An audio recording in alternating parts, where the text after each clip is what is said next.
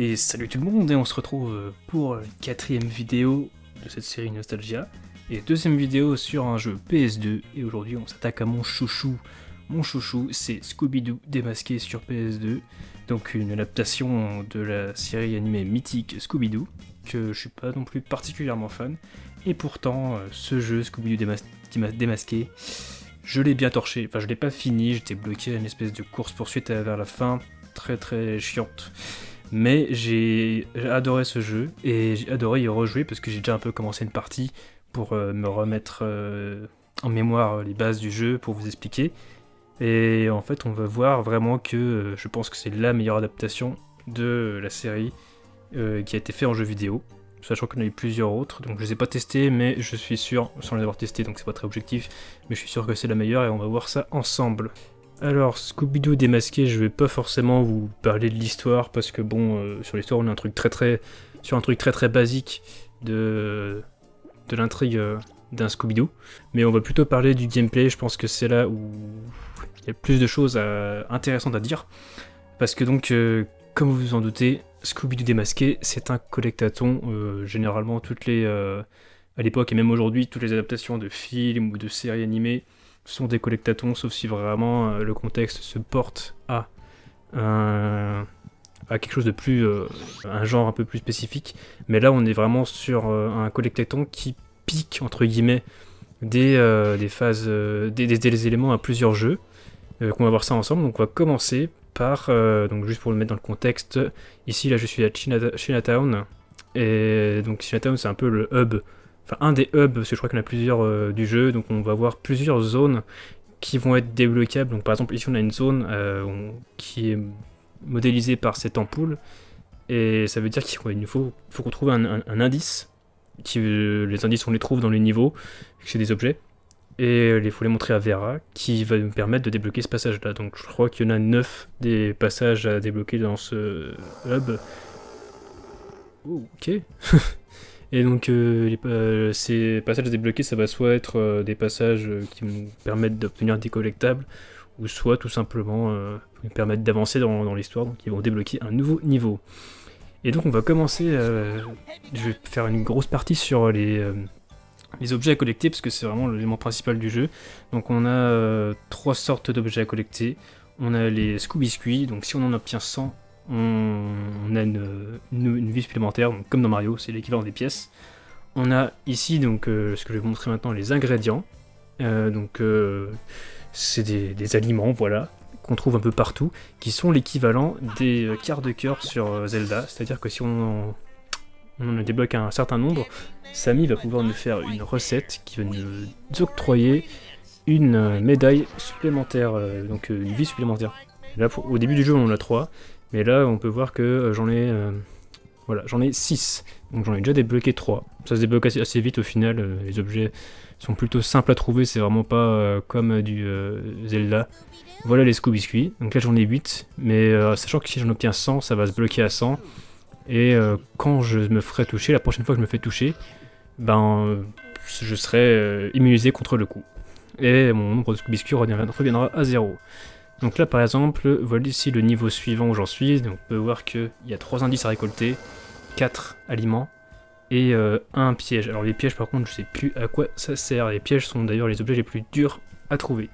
Alors au niveau du gameplay c'est très simple, donc on a le double saut, l'attaque en vrille à la Jak and Dexter, donc celle-là.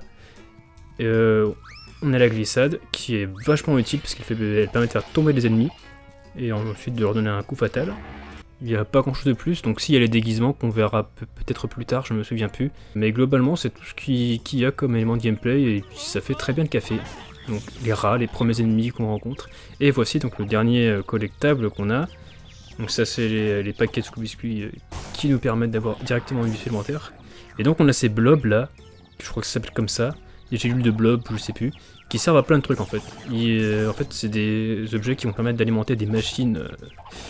Donc voilà un aliment. Donc là, c'est pas très compliqué à débloquer, ça se voit assez bien. Et oui, donc avec les blobs, on va pouvoir créer des objets, des aliments, et on va pouvoir débloquer des costumes. Et donc les costumes déguisements, Qu'est-ce que c'est? C'est un peu vraiment comme Mario. C'est des costumes quand on les enfile qui vont nous octroyer des pouvoirs. Oula. Et avec ces pouvoirs, on va pouvoir, sans mauvais jeu de mots, avancer un peu dans le jeu. C'est un peu comme des compétences, si on veut, qui se débloquent. Donc si on tombe dans le vide comme ça, entre guillemets, parce que là c'est de l'eau, et électrifié d'ailleurs, pourquoi pas, on perd une vie.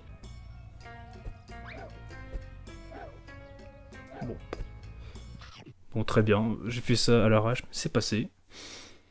Là, ça me permet de faire une transition avec les cinématiques. Donc, les cinématiques sont entièrement doublées, et ça, c'est très cool. C'est avec les voix originales. Ouf, un nouvel ennemi, un ninja. Et en fait, tous les ennemis sont un peu des robots dans le contexte du jeu. Et personnellement, je trouve que les ennemis sont bien faits, parce qu'ils ont plusieurs attaques chacun. Le bestiaire n'a pas forcément super varié, mais en fait, il est adapté à l'ambiance. Donc là, c'est par exemple, on a des ninjas. Avant, on avait des.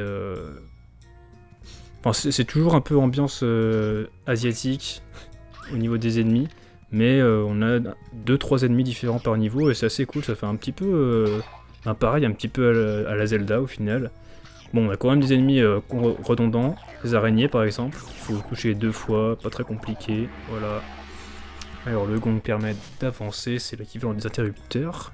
Et ce qu'on peut voir aussi, c'est que les niveaux en fait sont divisés en 3-4 tableaux entre guillemets. Donc ça, c'est le premier. Et sont un peu ouverts, c'est un peu légèrement comme à la Castlevania au final. Donc on a des endroits qui sont à débloquer au fur et à mesure. C'est vraiment ce qui ressort de jeu. C'est pas un jeu forcément ambitieux dans son gameplay ou quoi que ce soit, mais c'est un jeu qui fait bien ce qu'il veut faire. Et en fait, c'est pour ça, je pense que j'ai apprécié ce jeu. C'est parce que on ressent pas forcément de frustration.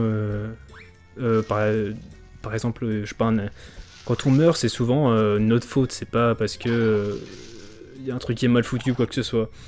Bon, ça arrive des fois qu'on rate un saut ou que Scooby ne soit pas assez réceptif au saut.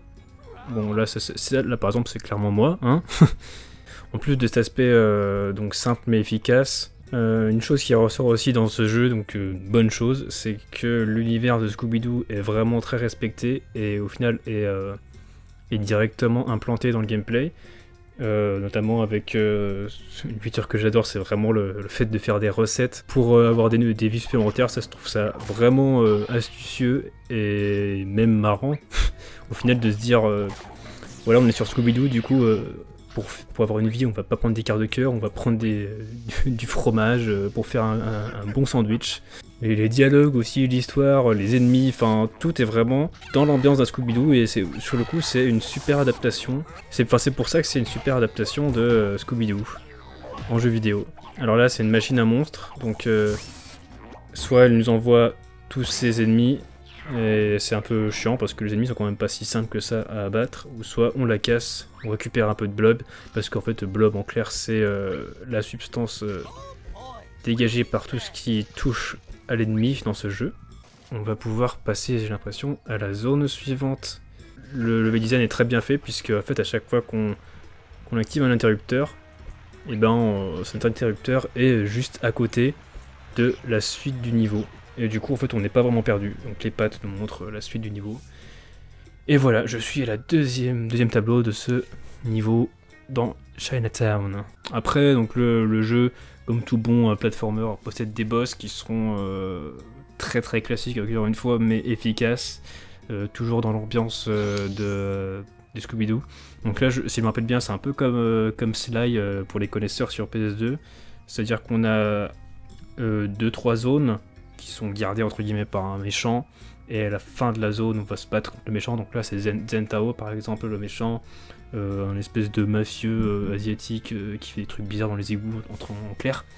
Et au fur et à mesure, donc on va se rapprocher du grand méchant. Mais pour le combat final, mais je ne me rappelle plus tout ce que c'est. Donc voilà, je vous ai à peu près tout dit sur Scooby-Doo. J'espère que je vous ai donné envie d'y jouer parce que vraiment Scooby-Doo démasqué, c'est un très bon jeu. Les musiques sont bien, j'en ai pas parlé, mais les musiques donc sont toujours adaptées à l'ambiance.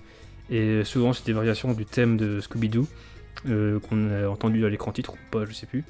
mais elles m'ont aussi marqué ces musiques. Les bruitages seront aussi dans l'ambiance, avec évidemment l'acteur doubleur de Scooby-Doo qui fait bien le taf et qui fait la différence. Il me reste encore un jeu PS2 à vous montrer pour la prochaine vidéo. Non, en fait, il y en a plusieurs que je ne saurais pas montrer, mais c'est parce que j'ai pas forcément de trucs intéressants à dire dessus. Notamment, il y a Madagascar sur PS2 aussi, qui globalement c'est un platformer hyper basique, encore plus basique que Scooby-Doo. Donc il n'y a pas forcément de trucs intéressants à dire dessus, même si j'ai beaucoup aimé ce jeu aussi. Il y a les Indestructibles aussi, donc pareil, platformer, tout ce qui est plus basique. Et donc il reste un jeu qui, je suis sûr que vous ne connaissez pas, que je vais vous parler pour la prochaine vidéo. Voilà, salut!